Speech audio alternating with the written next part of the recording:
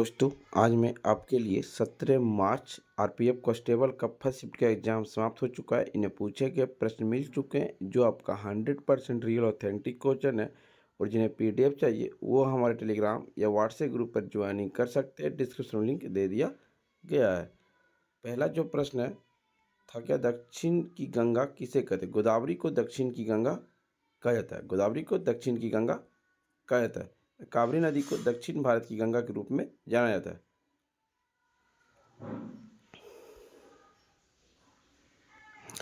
कावेरी नदी यह कर्नाटक और तमिलनाडु राज्य से होकर गुजरती है। यह कर्नाटक राज्य में पश्चिमी घाट के ब्रह्मगिरी पहाड़ी में तल कावेरी से निकलती है। यह गोदावरी और कृष्णा के बाद दक्षिण भारत में तीसरी सबसे बड़ी नदी और बंगाल की खाड़ी में जाती है।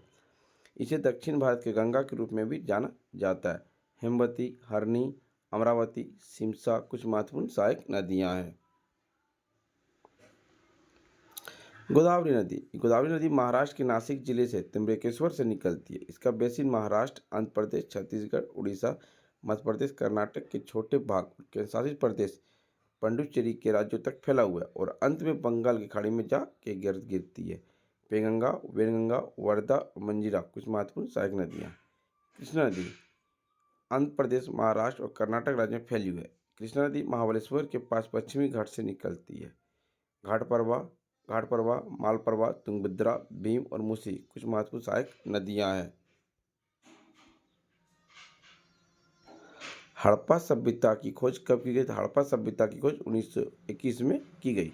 सिंधु घाटी सभ्यता 2500 ईसा पूर्व से 1750 ईसा पूर्व के बीच फुली थी।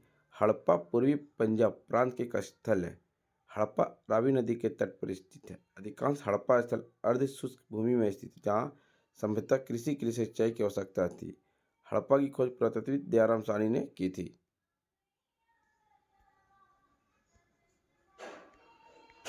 उन्होंने 1921 और 1922 में हड़प्पा सिंधु घाटी स्थल की खुदाई का परीक्षण किया।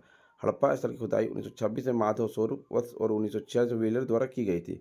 हड़प्पा स्थल में दयाराम साहनी की प्रमुख निष्कर्षण था: मानव शरीर संरचना को बलुआ पत्थर की मूर्ति, अन्न भंडार, बैलगाड़ी, देवी माँ की मिट्टी की आकृति और तांबे का दर्पण मिला था। 1921 में हड़प्पा स्थल साहिवाल जिला पंजाब में दयाराम साहनी ने खोज की थी। 1922 में मोहनजोदड़ो सिंधु के तट पर सिंध का लड़काना जिला आर.डी. बनर्जी ने किया था। 1953 में कालीबंगा की खोज हुई थी। राजस्थान राज्य में अमरनाथ घोष ने किया था। 1953 में लोथल गुजरात आर राव। 1964 में सुरकोटदा गुजरात जे.पी. जोशी। 1974 में बनवाली हरियाणा आर.एस. बिष्ट। 1968 में धोलावीरा गुजरात जे.पी. जोश। जुलाई 2024 में केंद्रीय कर्मचारियों का डीए कितना % बढ़ा? तो 3% बढ़ा था। डीएनए की फुल फॉर्म क्या होता है? डीएनए का फुल फॉर्म होता है डीऑक्सीराइबोन्यूक्लिक एसिड होता है। डीएनए का पूर्ण रूप डीऑक्सीराइबोन्यूक्लिक एसिड। डीएनए आनुवंशिक सामग्री का वाहक है। जीन एटीजीसी अनुक्रम का श्रृंखला के रूप में मौजूद होते हैं और पेचीदा संरचना के रूप में परिपूर्ण होते हैं, जिन्हें सुसंगत के रूप से डीएनए कहा जाता है। डीएनए प्रजनन के दौरान जीन अनुक्रमों या पुनर्संयोजन के यादृच्छिक पुनर्व्यवस्था द्वारा प्रजातियों में उत्परिवर्तन शुरू करने के लिए भी जिम्मेदार होते हैं। डीएनए की संरचना 1953 में डॉक्टर जेम्स वाटसन और डॉक्टर फ्रांसिस क्रिक द्वारा रोसलिंड फ्रैंकलिन की सहायता से डीएनए अणु के एक्सरे क्रिस्टलोग्राफी के माध्यम से की गई। डीएनए मनुष्य, पशु, बैक्टीरिया आदि में एक आनुवंशिक वाहक है। 1857 के स्वतंत्रता संग्राम का तत्कालीन कारण क्या था? चर्बी लगे कारतूस। नए एनफील्ड राइफल के लिए कारतूस को लोड करने के सैनिकों को दांत से कारतूस खोलना पड़ता था और एक अफवाह फैली कि इन कारतूसों में गाय और सुअर की चर्बी लगी हुई है। धार्मिक भावनाओं का हाथ, चूंकि गाय हिंदुओं के लिए पवित्र और सुअर मुसलमानों के लिए वर्जित है, इस सैनिकों ने इन कारतूसों को उपयोग करने के लिए इनकार कर दिया, जिससे उनकी धार्मिक भावना आहत हुई। विद्रोह की शुरुआत 29 मार्च 1857 को बैरकपुर छावनी में मंगल पांडे नामक एक सैनिक ने चर्बी लगे कारतूस का उपयोग करने से इनकार कर दिया और उत्तेजित होकर अंग्रेज अधिकारियों पर हमला कर दिया, जिसके परिणाम उसे फांसी दी गई। ब्रिटिश ईस्ट इंडिया कंपनी ने किस कानून द्वारा समाप्त कर दिया गया? भारत सरकार अधिनियम 1858। ईस्ट इंडिया कंपनी का परिसमापन किया गया। निदेशक मंडल नियंत्रण बोर्ड के समाप्त कर दिया गया। इस राज सचिव को ब्रिटिश संसद और प्रधानमंत्री के मंडल के सदस्य होना था। उन्होंने 15 सदस्यों की एक परिषद द्वारा सहायता प्रदान की जानी थी। कंपनी को कोर्ट ऑफ डायरेक्टर की शक्ति भारत के राज सचिव के पास नहीं थी। और ब्रिटेन में ब्रिटिश सरकार और भारतीय प्रशासन के बीच संचार के माध्यम भी था। उसके पास अपनी परिषद से परामर्श के बिना भारत में गुप्त प्रशासन भेजने की शक्ति भी थी। राजस्व सचिव के माध्यम से ब्रिटिश संसद भारतीय मामलों के संबंध में प्रश्न पूछ सकते थे। वेबस्टर विभिन्न प्रेसिडेंसियों के गवर्नर की नियुक्ति क्राउन द्वारा की जाती थी। इस अधिनियम में ब्रिटिश इंडिया एक्ट को दोहरी सरकार को समाप्ति कर दिया गया। इस अधिनियम में व्यापक सिद्धांत को समाप्त कर दिया गया। भारत का पहला परमाणु केंद्र कहाँ? भारत का पहला परमाणु केंद्र तारापुर परमाणु ऊर्जा स्टेशन तारापुर महाराष्ट्र में स्थित है। यह 28 अक्टूबर 1969 को भारत का पहला व्यावसायिक परमाणु ऊर्जा स्टेशन था।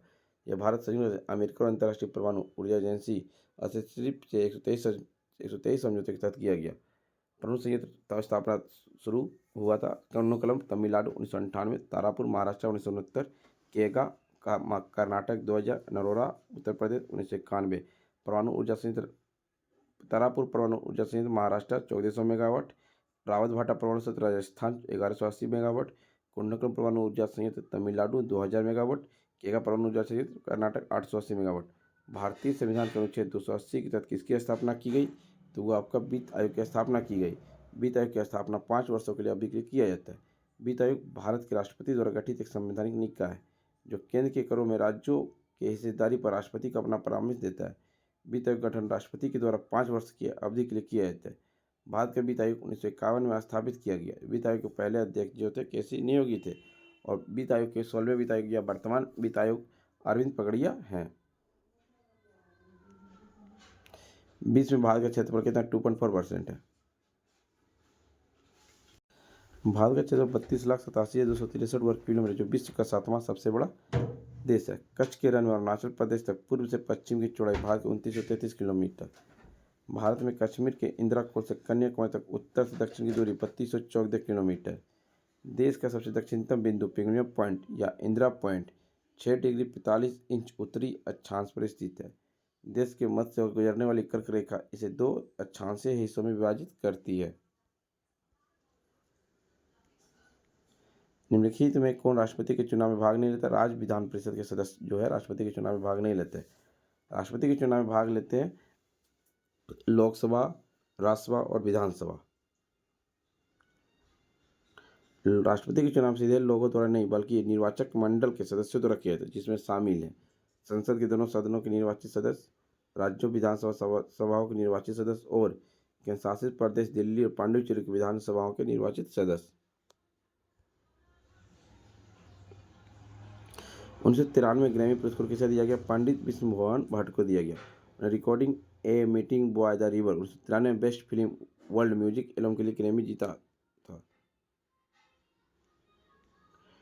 1.48 लाख करोड़ किस क्षेत्र बजट था? वित्त मंत्री निर्मला सीतारमण 2024-25 के केंद्रीय बजट में शिक्षा, रोजगार और कौशल विकास के लिए 1.48 लाख करोड़ रुपये प्रावधान किया। यह राशि युवाओं के लिए रोजगार के अवसर बढ़ाने और कौशल प्रशिक्षण प्रदान करने और शिक्षा के क्षेत्र में सुधार हेतु आवंटित की गई। इसके अतिरिक्त सरकार ने अगले 5 वर्ष में 4.1 करोड़ युवाओं के रोजगार, कौशल विकास और अन्य अवसर उपलब्ध कराने के उद्देश्य से 5 योजनाओं के लिए 2 लाख करोड़ रुपये का प्रावधान किया गया। इन पहलों को उद्देश्य देश के युवाओं सशक्त बनाना और रोजगार का बेहतर अवसर प्रदान करना। डीपीटी का फुल फॉर्म क्या है? डीपीटी का फुल डिप्थीरिया, परटूसिस और टेटनस। यह संयुक्त टीका जो ये 3 संक्रामक बीमारियां हैं, डिप्थीरिया, परटूसिस जिसे काली खांसी भी कहते हैं, टेटनस। 9वीं अनुसूची किससे संबंधित है? 9वीं अनुसूची 1951 में अनुच्छेद 31B के साथ पहली संविधान संशोधन के द्वारा जोड़ा गया ताकि भूमि अधिकारों कानून को मौलिक अधिकार के उल्लंघन के आधार पर अदालतों में चुनौती दी जाने से बचाने के लिए सुरक्षात्मक छत्र प्रदान किया जा सके। उच्चतम न्यायालय के पास मूल संरचना के सिद्धांत पर 9वीं अनुसूची शामिल एक अधिनियम की न्यायिक समीक्षा को शक्ति है। 11 जनवरी 2007 के ऐतिहासिक फैसले में उच्चतम न्यायालय ने फैसला दिया कि सभी कानूनी 9वीं अनुसूची में शामिल न्यायिक समीक्षा के लिए खुले रहेंगे और अगर उन्हें संविधान के मूल ढांचे का उल्लंघन किया तो। फ्रेंड्स, वीडियो पसंद आई हो तो लाइक, शेयर, सब्सक्राइब जरूर करें और PDF पाने के लिए हमारे टेलीग्राम या व्हाट्सएप ग्रुप पर ज्वाइनिंग कर सकते हैं। डिस्क्रिप्शन लिंक दे दिया गया। फ्रेंड्स, मिलते हैं नेक्स्ट वीडियो में। जय हिंद, जय भारत।